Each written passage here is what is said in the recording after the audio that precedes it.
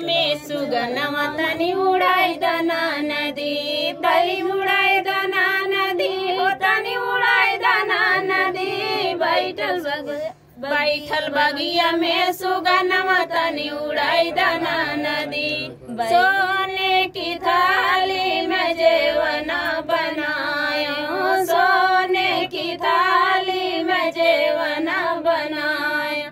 तनी जवाई दना नदी हो, तनी जवाई दना नदी। बल से रूठल वाला मुआ तनी मनाई दना नदी, हमसे रूठल वाला मुआ तनी मनाई दना नदी। बैठल बगिया में सुगनमा तनी उड़ाई दना नदी, बैठ उड़ाई दना नदी हो, तनी उड़ाई दना नदी। बैठल बगिया में सुगनमा तनी उड़ाई दना नदी। लोटा गिलासी के गेड़ुला भरायो, लोटा गिलासी के गेड़ुला भरायो। तनी घोटाए दना नदी हो, तनी घोटाए दना नदी। हमसे रूठल बाबला मुआ तनी मनाई दना नदी, हमसे रूठल बाबला मुआ तनी मनाई दना नदी। बैठल बगिया के सुगनमा तनी उड़ाई दना नदी, बैठल बगिया के सुगनमा तनी उड़ाई दना नदी।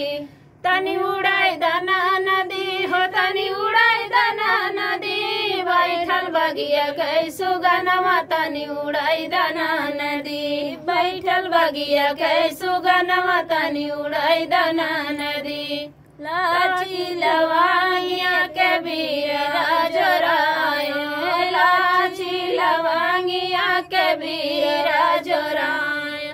तनी कुचाई दना नदी हो, तनी कुचाई दना नदी। हमसे रूठल वाला मुआ तनी मनाई दना नदी, हमसे रूठल वाला मुआ तनी मनाई दना नदी। बैठल बगिया में सुगनमा तनी उड़ाई दना नदी, तनी उड़ाई दना नदी हो, तनी उड़ाई दना नदी।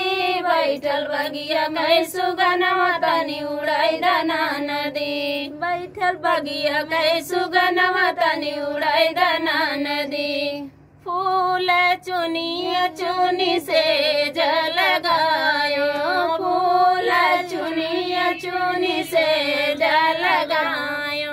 तनी सवाई दना नदी हो, तनी सवाई दना नदी। हमसे रूठल वाला मुआ तनी मनाई दना नदी, हमसे रूठल वाला मुआ तनी मनाई दना नदी। तो फ्रेंड गीत कैसा लगा कमेंट बॉक्स बताना और दीदी के चैनल को